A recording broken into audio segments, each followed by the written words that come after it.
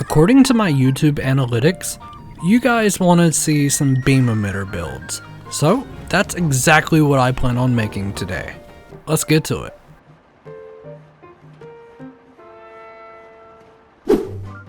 Beam emitters are easily my favorite weapon choice when it comes to the Zonai devices, mainly because they do the most damage. So, to capitalize on that, the first build is a device you can use on almost any large enemy inside of the game.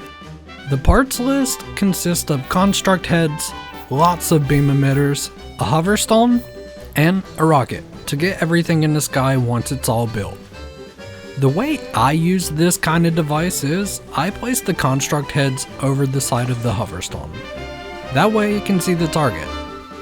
You then load the construct heads down with however many beam emitters you want. If you're taking this device up against something like a Gliok, beam emitters are going to be majority of your build limit. However, for this particular test, I decided to go up against a Hinox. So, let's see what this thing can do. Okay, yeah, my rocket overshot us, and the device didn't lock on. Alright, take 2. Great, overshot again, and I can't recall to a better position. The hardest part of using a device like this really does seem to be lining it up. But that's alright, 3rd time's the charm, right? Well, it seems so, because the device locked on and melted that dude in a flash. So, beam emitter device 1 is a success. Outstanding! Our next device is a simple build that you would send in to take on a bunch of mobs. To make this, all you need is a homing cart, construct head, and a bunch of beam emitters. In this case, I'm only using 6. To build the device is as simple as placing the construct head on the cart, and then stacking all of your beam emitters on top of the construct head.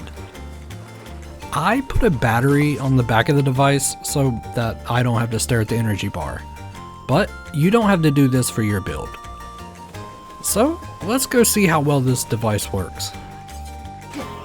Upon setting it loose on the first little enemy base, it had 0 problems, chasing down and eliminating every mob it saw. But there was still a bunch of battery life left, so I took it further down the road. And this simple device again had 0 problems eliminating enemy base number 2. A design like this is easy to use since you don't have to do anything, plus it's highly effective. Just don't take it up against a stone talus. The construct heads like to lock onto the body, and don't focus on this mob's weak spot.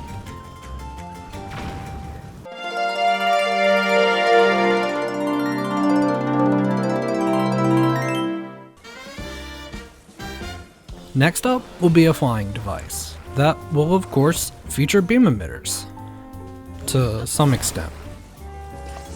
Now, when I was trying to come up with a cool design for the next build, I of course was trying to make it overly complicated, for no reason. So it wasn't working the way I wanted, and it kept flipping over. But a little later on, I found a design that was working for me.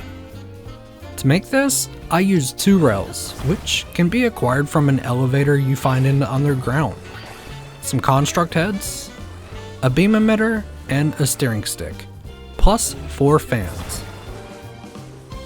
You start by making a V out of the rails, and then place the fans at an angle on the back of each rail. I didn't find out till later on, but the best thing to do from here is place 1 fan in the center of the plane, as well as place the steering stick at the top of the plane. Hang the construct head off the front of the plane and place the 4th fan below the construct head. This will provide a balanced flying experience that allows you to fly around easily while the beam emitter snipes all the mobs below.